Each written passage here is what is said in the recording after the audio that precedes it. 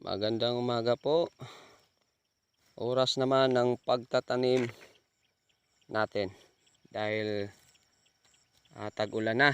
Kaya busy na tayo sa ating mga pagtatanim, no? Iba't ibang tanim ang ating at ibang gulay pala ang ating tinatanim ngayong tag-ulan.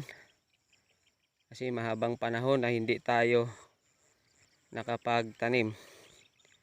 Dahil tag-init nga, halos 4 na buwan. Kaya ngayon tag-ulan na naman.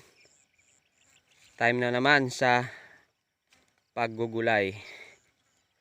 Ayan sila, nagtanim kami rito ng okra na nasa 1 kilo. No, ang kanyang variety ay smooth green ng East West. Ayan, ganyan lang po ang pagtatanim dito. Tusok, lagay, tusok. Yan lang kadali magtanim ng okra.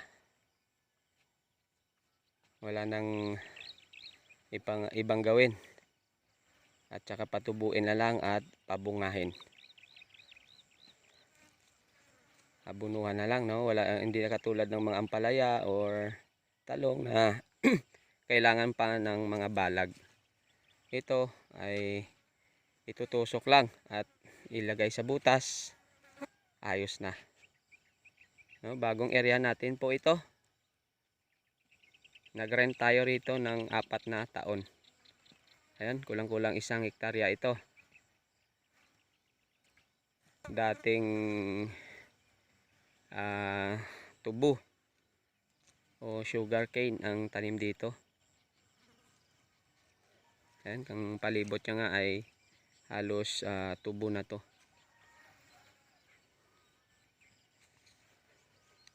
Ayan, ang dali lang magtanim ng okra.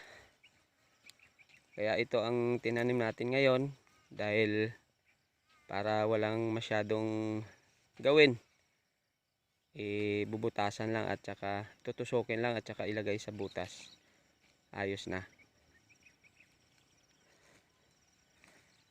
At saka yung paraan natin ay ang pagitan ay mga 1 foot lang, 1 piraso, 1 foot, 1 piraso. Yan ang ating diskarte dito para marami ang ating maititanim. At ang mahal ng okra, more than 200 pesos ang per gatos, no? 100.